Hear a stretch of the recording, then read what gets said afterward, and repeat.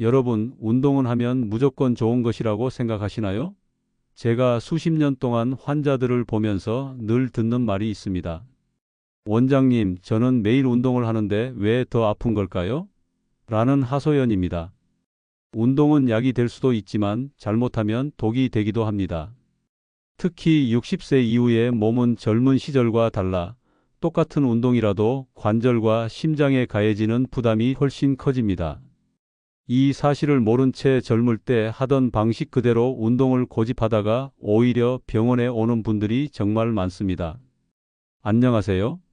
저는 시니어 건강 전문 유튜브 채널 장수의 발견을 운영하는 78세 정형외과 전문의 오민석입니다. 지난 30년간 수많은 어르신들의 무릎, 허리, 척추를 치료하면서 제가 확실히 깨달은 것이 있습니다. 바로 나이에 맞는 운동법이 따로 있다는 겁니다.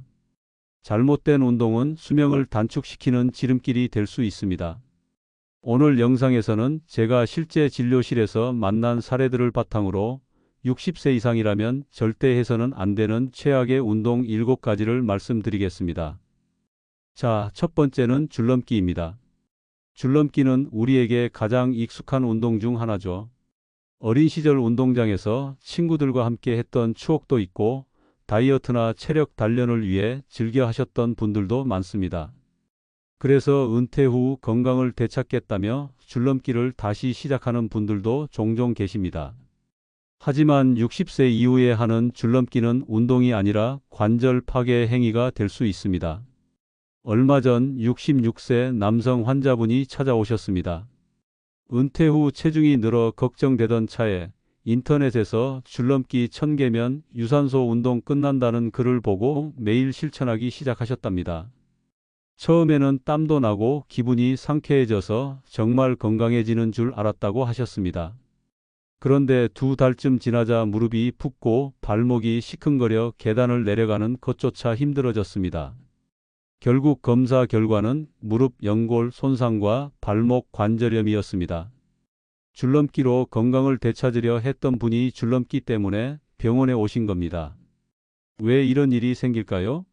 줄넘기를 할 때마다 발이 땅에 닿는 순간 체중의 3배에서 5배에 달하는 충격이 무릎과 발목에 실립니다. 젊을 때는 근육과 연골이 이 충격을 흡수할 수 있습니다.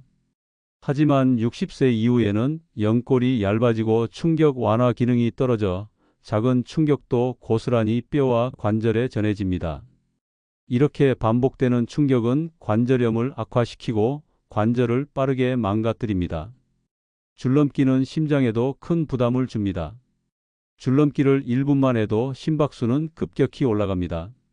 젊은 사람에게는 심폐 기능을 키우는 자극이 되지만 고혈압이나 협심증 같은 질환이 있는 어르신에게는 위험한 폭탄이 됩니다. 실제로 줄넘기를 하다가 가슴을 움켜쥐며 쓰러진 사례도 적지 않습니다. 그렇다고 포기할 필요는 없습니다. 줄넘기를 대신할 안전한 방법이 있습니다. 첫째, 빠르게 걷기입니다. 걷기는 발 뒤꿈치부터 착지하면서 충격이 분산되기 때문에 무릎에 훨씬 부담이 적습니다. 하루 30분만 꾸준히 걸어도 심폐 기능과 하체 근력 강화에 충분합니다. 둘째, 의자에 앉았다 일어서기입니다. 의자 끝에 걸터 앉아 천천히 일어나고 다시 천천히 앉는 것을 반복하는 겁니다. 무릎이 발끝보다 앞으로 나오지 않도록 주의하면 허벅지와 엉덩이 근육이 단단해지고 하체 힘이 눈에 띄게 좋아집니다. 또 하나, 물속 걷기도 좋은 대안입니다. 수영장 물속에서 걷는 운동은 관절에 전달되는 충격을 30% 이상 줄여주면서도 근육은 강하게 자극할 수 있습니다. 실제로 관절염 환자분들께 권하면 대부분 통증이 줄고 움직임이 훨씬 편해졌다고 말씀하십니다. 결론적으로 줄넘기는 젊을 때는 건강한 전신 운동이 될 수 있지만 60세 이후에는 무릎과 심장을 망가뜨리는 지름길이 될 수 있습니다. 이제 줄넘기는 추억 속 운동으로만 남기시고 지금의 내 몸에 맞는 안전한 운동을 선택하는 것이 현명합니다. 두 번째는 등산 중 급경사 하산입니다. 등산은 은퇴 후 어르신들이 가장 즐겨 하시는 운동 중 하나입니다. 저 역시 환자분들께서 원장님, 저는 매주 산에 오릅니다. 건강에 최고 아닌가요? 라고 자랑하듯 말씀하실 때가 많습니다. 사실 정상에 올라 땀을 흘리며 보는 풍경은 그 자체로 큰 보람이고 행복입니다. 문제는 올라가는 길이 아니라 내려오는 길, 바로 하산입니다. 얼마 전 70대 초반의 여성 환자분이 있었습니다. 젊은 시절부터 산을 오르는 것을 좋아해 주 3회는 꼭 산을 다니셨다고 합니다. 그런데 몇 달 전부터 내려오고 나면 무릎이 시큰거리고 계단을 내려갈 때는 잡고 있던 손잡이를 놓치면 그냥 주저앉을 것 같다고 하셨습니다. 검사 결과는 퇴행성 관절염 말기, 무릎 연골이 닳아 없어져 뼈끼리 직접 부딪히는 상태였습니다. 본인은 그저 건강을 위해 등산을 꾸준히 했을 뿐인데 결과는 정반대였던 것이죠. 왜 하산이 이렇게 위험할까요? 올라갈 때는 근육이 수축하면서 몸을 끌어올려 관절에 걸리는 충격이 상대적으로 적습니다. 반대로 내려올 때는 체중이 그대로 무릎으로 쏠리며 충격이 집중됩니다. 연구에 따르면 급경사 하산 시 무릎에는 체중의 5배 이상 하중이 실린다고 합니다. 특히 보폭을 크게 하거나 속도를 내면 충격은 두세 배로 증가합니다. 더 큰 문제는 균형입니다.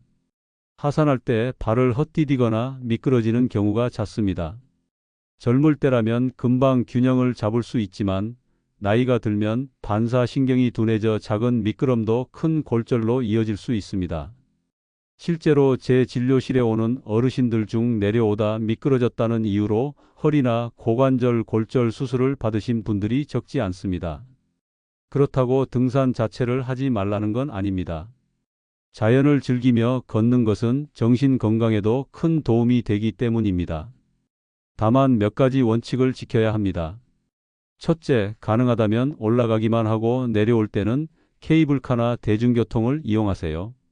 둘째, 부득이하게 걸어 내려와야 한다면 등산 스틱을 꼭 사용하시길 권합니다.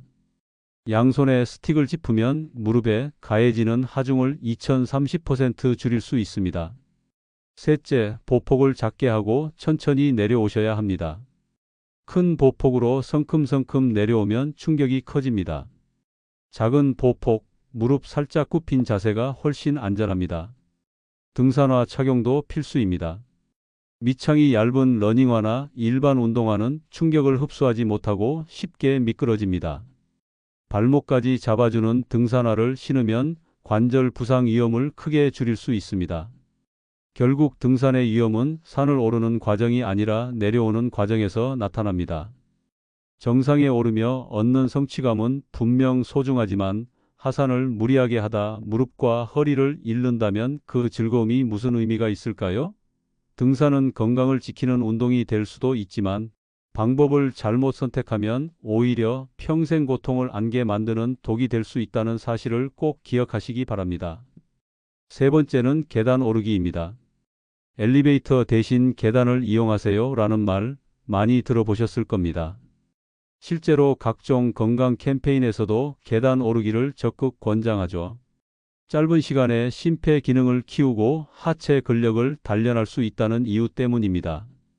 그래서 아파트나 빌딩에서 일부러 엘리베이터를 타지 않고 계단을 이용하는 분들이 많습니다. 하지만 60세 이후 특히 무릎이나 심장 건강에 취약한 어르신에게는 계단 운동이 약이 아니라 독이 될 수 있습니다. 얼마 전 68세 남성 환자분이 있었습니다. 은퇴 후에도 체력을 유지하고 싶다며 매일 아파트 15층을 계단으로 오르내리셨습니다. 처음 몇 달은 몸이 가벼워지고 자신감이 붙으셨다고 합니다. 그런데 어느 날부터 무릎에 통증이 생기더니 내려올 때는 계단 난간을 꼭 붙잡아야 겨우 내려올 수 있었다고 하셨습니다. MRI 결과는 예상대로 무릎 연골이 크게 손상된 상태였습니다. 계단을 오를 때 무릎 관절은 체중의 3배 가까운 하중을 받습니다. 내려올 때는 이보다 더 큰 충격, 무려 5배에서 7배에 달하는 하중이 무릎에 집중됩니다. 특히 무게가 나가거나 근육이 부족한 분들에게 이 충격은 그대로 쌓여 연골을 갈아버리게 됩니다.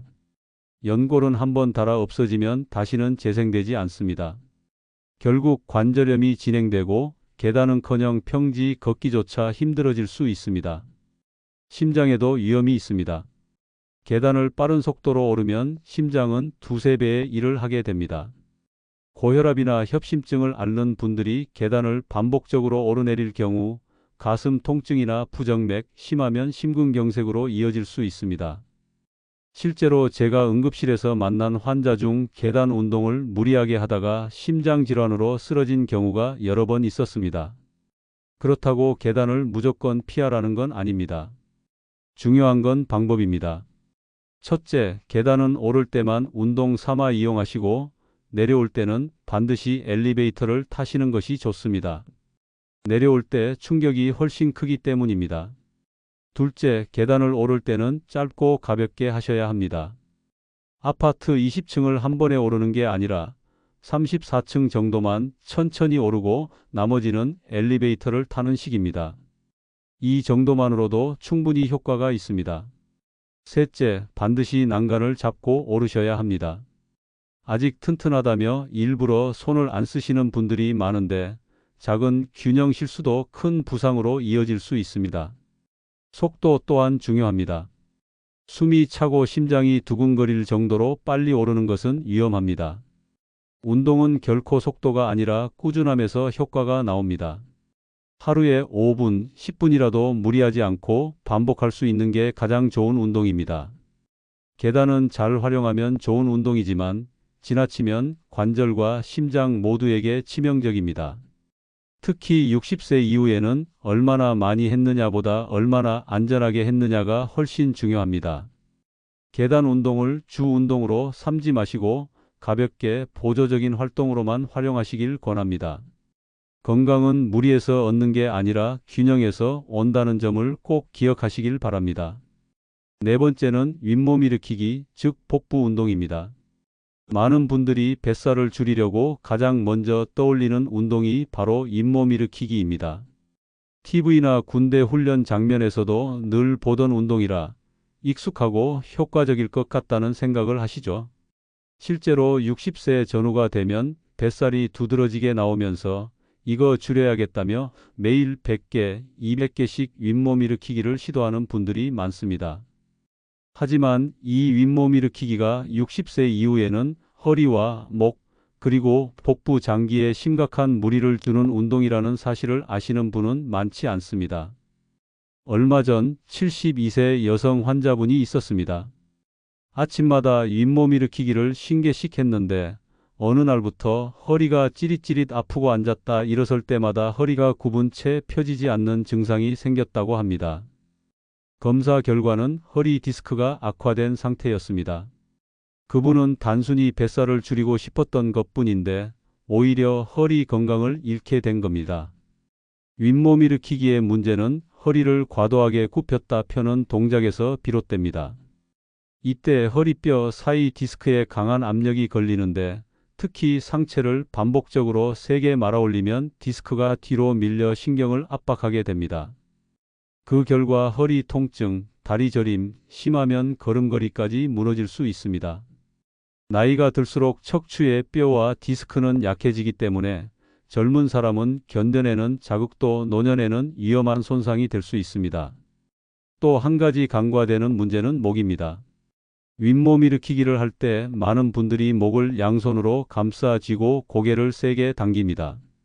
이 과정에서 목뼈에 불필요한 힘이 집중돼 목 디스크까지 유발할 수 있습니다. 실제로 윗몸 일으키기를 하다 허리만 아픈 게 아니라 목까지 아프다고 호소하시는 분들이 많습니다. 그렇다면 대안은 무엇일까요? 첫째, 뱃살은 윗몸 일으키기로 줄어들지 않습니다. 뱃살은 근육 운동보다는 식습관과 유산소 운동에서 더 큰 영향을 받습니다. 걷기, 자전거 타기, 가벼운 수영 같은 유산소 활동이 훨씬 효과적입니다. 둘째, 복부 근육을 단련하고 싶다면 누워서 다리를 살짝 들어 올렸다 내리는 운동이나 누워서 무릎을 세우고 배를 당기며 허리를 바닥에 붙였다가 천천히 풀어주는 운동이 훨씬 안전합니다. 이런 동작은 허리에 무리 없이 복부 근육을 강화할 수 있습니다. 또한 의자에 앉아 복부에 힘을 주고 10초간 유지한 뒤 천천히 풀어주는 간단한 동작만으로도 복부 근육이 충분히 자극됩니다. 실제로 고령 환자분들께 이 방법을 알려드리면 허리는 편한데 배가 당기는 게 느껴진다며 효과를 금방 체감하시곤 합니다. 윗몸 일으키기는 단순히 복부 운동이라고 생각하기 쉽지만 사실은 허리와 목에 부담이 집중되는 고위험 운동입니다. 60세 이후에는 무조건 열심히 한다는 방식이 아니라 내 몸에 맞는 방식으로 안전하게 한다는 태도가 훨씬 중요합니다. 뱃살은 윗몸 일으키기가 아니라 식습관과 꾸준한 걷기, 그리고 허리에 무리 없는 간단한 복부 운동으로 충분히 관리할 수 있습니다. 다섯 번째는 팔굽혀펴기, 즉 푸시업입니다. 팔굽혀펴기는 남녀노소 누구나 한 번쯤 해본 운동입니다. 특별한 도구가 필요하지 않고 집 안에서도 쉽게 할 수 있다는 장점이 있습니다. 그래서 은퇴 이후 체력을 기르겠다며 팔굽혀펴기를 다시 시작하시는 분들이 많습니다. 하지만 60세 이후에는 이 팔굽혀펴기가 어깨와 손목, 허리에 심각한 부담을 줄 수 있습니다. 얼마 전 65세 남성 환자분이 있었습니다. 예전 군 복무 시절을 떠올리며 하루에 100개씩 팔굽혀펴기를 하겠다고 결심하셨다고 합니다. 처음 며칠은 괜찮았지만 곧 어깨가 찌릿찌릿하고 팔을 위로 올리기가 어려워졌습니다. 결국 병원에 오셔서 검사해 보니 어깨 힘줄이 부분적으로 파열된 상태였습니다. 팔굽혀펴기의 문제는 체중이 고스란히 어깨와 손목에 전달된다는 점입니다. 특히 바닥에서 하는 일반적인 팔굽혀펴기는 손목이 꺾인 상태에서 체중을 버텨야 합니다. 나이가 들수록 관절은 유연성을 잃고 근육량도 줄어들기 때문에 이런 자세는 작은 자극에도 큰 부상을 일으킬 수 있습니다. 어깨 관절 또한 반복되는 체중 압박으로 쉽게 손상됩니다. 어깨 힘줄이 찢어지면 팔을 들어 올리는 것조차 힘들어지고 결국 수술까지 가는 경우가 많습니다. 허리에 주는 부담도 간과할 수 없습니다. 팔굽혀펴기를 할 때는 몸을 곧게 유지해야 하는데 복부와 허리 근육이 약한 상태에서 무리하게 하다 보면 허리가 아래로 꺾이게 됩니다. 이 자세가 반복되면 허리 통증이나 디스크 증상으로 이어질 수 있습니다. 그렇다면 대안은 무엇일까요? 첫째, 바닥에서 하는 대신 벽을 이용한 팔굽혀펴기가 좋습니다. 벽 앞에 서서 두 손을 대고 천천히 팔을 굽혔다 펴는 방식으로 하면 어깨와 손목에 가해지는 부담이 크게 줄어듭니다. 둘째, 의자나 테이블을 이용한 팔굽혀펴기도 안전합니다.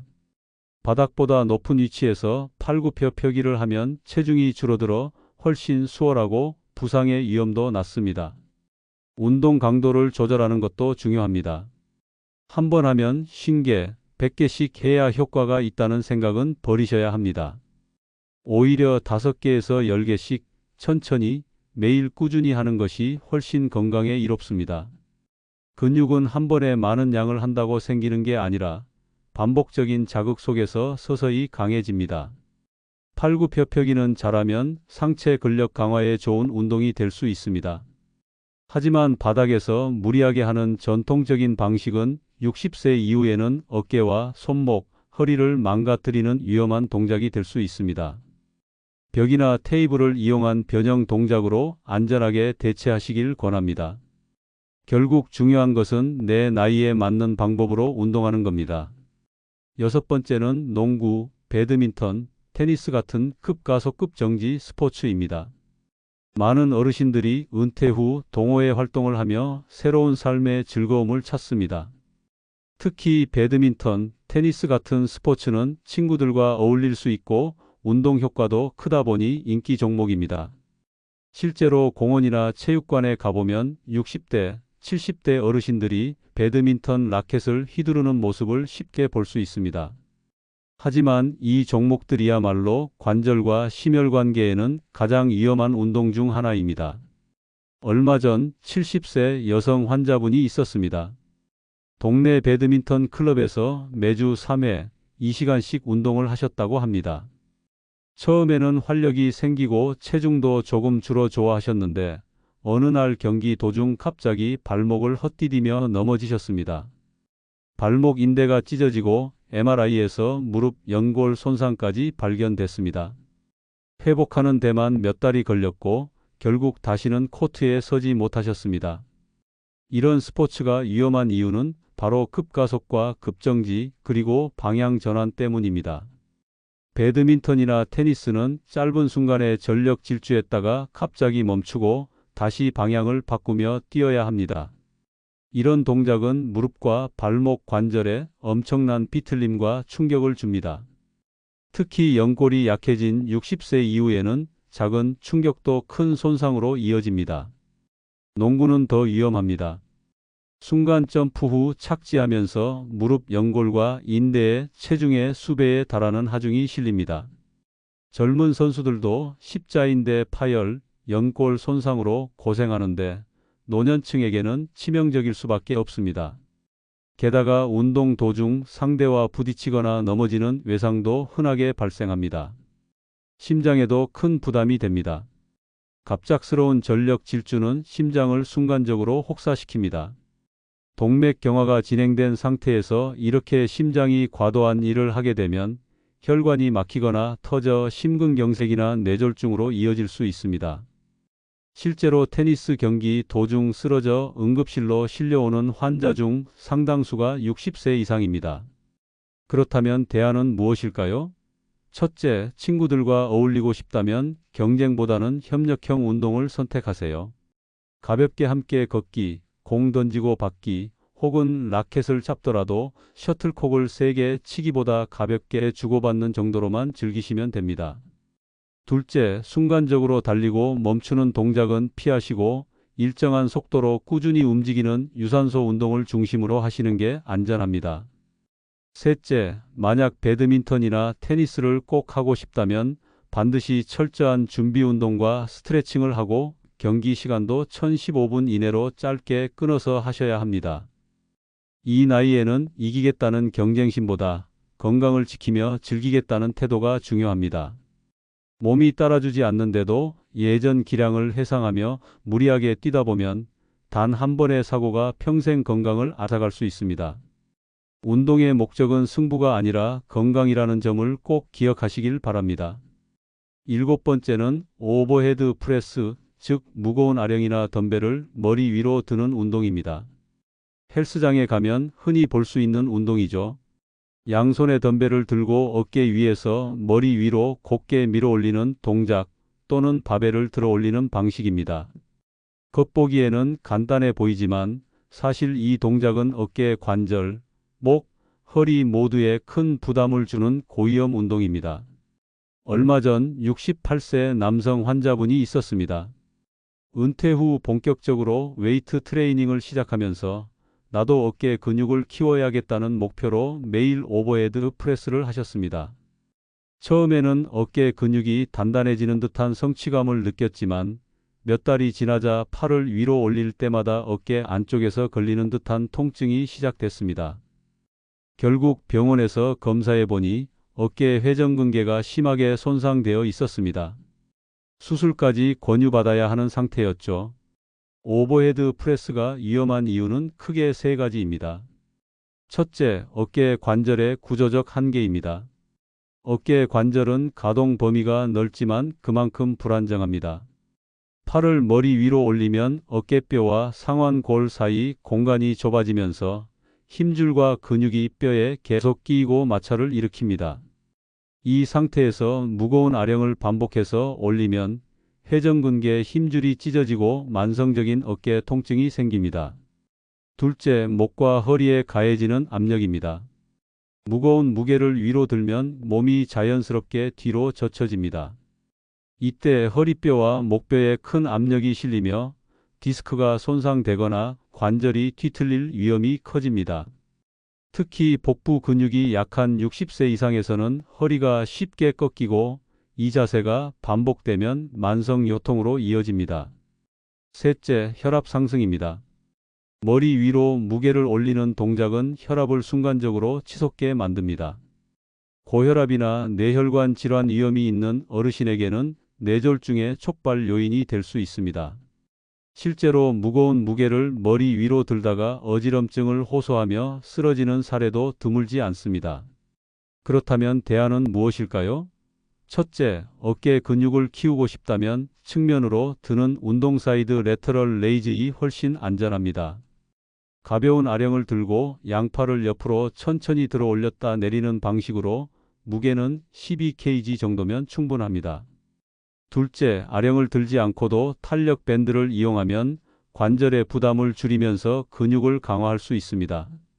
밴드를 밟고 양손으로 잡아 어깨 높이까지만 천천히 올리는 것만으로도 큰 효과가 있습니다. 셋째, 무게보다 횟수를 우선하세요. 무거운 아령 하나보다 가벼운 아령을 들고 1520회를 천천히 반복하는 것이 안전하면서도 효과적입니다. 특히 60세 이후에는 근육을 크게 키우는 것이 목적이 아니라 관절과 근육을 오래도록 쓸 수 있게 유지하는 것이 핵심입니다. 오버헤드 프레스는 젊은 보디빌더나 선수들에게는 도움이 될 수 있습니다. 하지만 60세 이후에는 치명적인 부상을 부르는 지름길입니다. 건강을 위해 시작한 운동이 오히려 어깨와 허리를 망가뜨린다면 그보다 어리석은 일은 없겠죠. 내 몸의 상황에 맞게 무조건 안전한 방법을 택하는 것이야말로 진짜 현명한 운동 습관입니다. 지금까지 60세 이후라면 절대로 피해야 할 7가지 운동을 살펴보았습니다. 줄넘기와 같은 고강도 점핑 운동, 등산 중 급경사 하산, 장시간 반복되는 계단 오르기, 윗몸 일으키기, 바닥에서 하는 팔굽혀펴기, 농구, 배드민턴, 테니스 같은 급가속급 정지 스포츠, 그리고 무거운 아령이나 덤벨을 머리 위로 드는 오버헤드 프레스까지. 겉으로 보기에 건강을 위해 하는 운동 같지만 사실은 우리 몸을 조용히 파괴하고 있는 위험한 동작들입니다. 제가 수십 년간 진료실에서 만난 환자분들의 공통점이 있습니다. 대부분 운동을 열심히 했는데 왜 병원 신세를 지게 되었을까요? 라고 물으신다는 겁니다. 열심히, 꾸준히 했다는 사실 자체는 잘못이 아닙니다. 하지만 잘못된 방식, 내 몸에 맞지 않는 운동을 했기 때문에 문제가 생긴 겁니다. 운동의 양보다 중요한 것은 운동의 질이고 운동의 지속성보다 더 중요한 것은 안전성입니다. 운동은 약과도 같습니다. 같은 약이라도 용량을 잘못 쓰면 독이 되고 체질에 맞지 않으면 부작용이 생깁니다. 마찬가지로 운동도 내 몸에 맞지 않으면 오히려 건강을 해칠 수 있습니다. 특히 나이가 들수록 근육은 줄고 뼈는 약해지며 혈관과 심장은 젊을 때처럼 버티지 못합니다. 이 사실을 인정하고 내 몸의 상태에 맞는 방법을 택하는 것이 진짜 현명한 건강 습관입니다. 그렇다면 60세 이후에 어떤 운동을 해야 할까요? 핵심은 3가지입니다. 첫째, 충격을 줄이세요. 무릎이나 척추에 과도한 충격을 주는 동작은 무조건 피해야 합니다. 둘째, 천천히 하세요. 빠르게, 크게, 많이 하는 것이 아니라 작게, 느리게, 그리고 꾸준히 하는 것이 안전합니다. 셋째, 균형을 지키세요. 한 부위만 집중적으로 단련하는 운동은 결국 다른 부위를 망가뜨립니다. 상체와 하체, 근력과 유연성을 고르게 다듬어야 오랫동안 건강하게 움직일 수 있습니다. 예를 들어 줄넘기 대신 평지에서 걷기나 수영을 하세요. 등산 대신 산책길을 고르거나 평지 트레킹을 선택하세요. 계단 오르기 대신 체어 스쿼트 같은 가벼운 근력 운동이 좋습니다. 윗몸 일으키기 대신 데드버그, 브릿지 혹은 무릎 당기기 같은 안전한 코어 운동을 해보세요. 팔굽혀펴기는 벽이나 테이블을 이용해 변형 동작으로 바꾸시고 배드민턴, 테니스 대신 가볍게 걷기나 가벼운 공놀이로 대체하세요. 마지막으로 무거운 아령은 내려놓으시고 가벼운 밴드나 12kg 아령으로 옆으로 천천히 들어 올리는 동작으로 바꾸시면 됩니다. 여러분, 중요한 건 운동을 안 하라는 게 아닙니다. 오히려 운동은 나이가 들수록 더 필요합니다. 다만 내 몸에 독이 되는 잘못된 운동을 피해 내 몸에 보약이 되는 안전한 운동을 선택하라는 겁니다. 오늘 말씀드린 7가지 운동만 피하셔도 앞으로의 10년, 20년은 훨씬 더 가볍고 건강하게 보내실 수 있습니다. 여러분, 혹시 이렇게 생각하실 수도 있습니다. 원장님, 저는 이미 수십 년 동안 줄넘기도 하고 등산도 하고 윗몸 일으키기도 했습니다. 지금 와서 뭘 바꾼다고 달라지겠습니까? 하지만 결론부터 말씀드리면 절대 늦지 않았습니다. 지금이라도 위험한 운동을 멈추고 안전한 방법으로 바꾼다면 내 몸은 충분히 회복하고 또 오래 버틸 수 있습니다. 실제 사례를 하나 말씀드리겠습니다. 72세 김모 어르신은 평생 줄넘기를 하루도 빠짐없이 하셨습니다. 젊을 때는 아무 문제가 없었지만 60대 후반에 접어들면서 무릎이 시큰거리고 계단을 오를 때마다 통증이 심해졌습니다. 결국 정형외과에서 인공관절 수술을 고려해야 한다는 말까지 들으셨습니다. 그런데 다행히도 수술 대신 줄넘기를 멈추고 제가 권유한 평지 걷기와 수영을 꾸준히 하셨습니다. 1년 뒤 다시 검진했을 때 무릎 통증은 절반 이상 줄었고 근육은 더 튼튼해졌습니다. 김 어르신이 제 손을 꼭 잡고 하신 말씀이 잊히지 않습니다. 원장님, 늦은 줄 알았는데 아직도 제 몸이 저를 도와주네요. 또 다른 분은 69세 여성 환자였습니다. 친구들과 배드민턴을 치다가 무릎이 돌아가 수술을 하신 적이 있었죠. 수술 후에도 다시 운동을 하고 싶어 했는데 제가 배드민턴 대신 의자 스쿼트와 고무밴드 운동을 권했습니다. 처음엔 재미없고 답답하다고 하셨지만 2달이 지나자 무릎 통증이 크게 줄었고 오히려 예전보다 더 오래 걸을 수 있게 되었습니다. 이분은 이렇게 말씀하셨습니다. 운동은 꼭 힘들어야만 효과가 있는 줄 알았는데 제 몸이 편안해야 진짜 좋은 운동이라는 걸 이제 알았습니다. 이처럼 나이가 들어도 몸은 여전히 반응합니다. 다만 과거처럼 고강도 운동에는 반응하지 않고 부드럽고 안전한 자극에 반응합니다. 그래서 지금 당장이라도 운동 습관을 바꾸면 몸은 금방 달라진 모습을 보여줍니다. 중요한 건 내 몸의 신호를 귀 기울여 듣는 겁니다. 조금이라도 통증이 있다면 그 운동은 멈춰야 합니다. 그리고 괜찮아지겠지 하고 방치하는 것이 아니라 반드시 전문가의 조언을 받아야 합니다. 여러분이 지금까지 해온 운동이 나쁘다는 이야기가 아닙니다. 그 시절에는 맞았을지 몰라도 지금의 몸 상태에는 맞지 않을 뿐입니다. 인생의 어느 순간이든 건강을 지키는 길은 하나입니다. 내 몸에 맞는 방법으로 꾸준히 안전하게 움직이는 것. 지금이 바로 그 전환점입니다. 자, 여러분. 오늘 제가 말씀드린 7가지 운동 모두 기억하고 계시죠? 줄넘기, 급경사 하산, 장시간 계단 오르기, 윗몸 일으키기, 바닥 팔굽혀펴기, 급가속급 정지 스포츠, 그리고 오버헤드 프레스. 혹시 여러분이 평소에 하고 있던 운동이 포함되어 있었나요? 만약 그렇다면 지금이 바로 바꿀 때입니다. 운동은 절대 많이 하면 무조건 좋은 것이 아닙니다. 나이에 맞는 방법, 내 몸 상태에 맞는 방법이 진짜 보약이 되는 운동입니다. 저는 의사로서 수많은 환자들을 진료해 왔습니다. 그리고 유튜버로서 수십만 구독자분들과 이야기를 나누며 깨달았습니다. 많은 분들이 건강해지고 싶다는 같은 목표를 가지고 있지만 방법을 잘못 택해 오히려 고생을 하신다는 겁니다. 저는 그 안타까움을 더는 두고 볼 수 없었습니다. 그래서 이렇게 영상을 통해 제가 현장에서 배운 진짜 경험과 지혜를 나누고 있는 겁니다. 여러분, 늦지 않았습니다. 오늘부터라도 위험한 운동은 내려놓고 안전한 운동으로 바꿔보세요. 줄넘기 대신 평지 걷기, 급경사 하산 대신 평지 트레킹, 계단 오르기 대신 체어 스쿼트, 윗몸 일으키기 대신 데드버그와 브릿지, 바닥, 팔굽혀펴기 대신 벽 밀기, 격한 스포츠 대신 가벼운 걷기, 오버헤드 프레스 대신 가벼운 밴드 운동. 이렇게 바꿔 나가시면 분명히 달라집니다. 몸이 편안해지고 통증이 줄고 삶의 질이 한 단계 올라갑니다. 운동의 진짜 목적은 기록을 세우는 것도 남들 앞에서 자랑하는 것도 아닙니다. 바로 내 2발로 오래 걷고 사랑하는 가족들과 더 많은 시간을 함께 보내는 것입니다. 이것보다 소중한 목표가 있을까요? 손주와 함께 공원 산책을 하고 배우자와 함께 여행을 가고 친구들과 웃으며 이야기를 나누는 것. 그것이 바로 운동을 하는 진짜 이유입니다. 이 영상이 여러분께 도움이 되셨다면 구독과 좋아요, 알림 설정 꼭 부탁드립니다. 여러분의 작은 클릭 하나가 저에게는 더 많은 분들에게 건강 정보를 전할 수 있는 큰 힘이 됩니다. 그리고 꼭 가족들과도 함께 보시길 권해드립니다.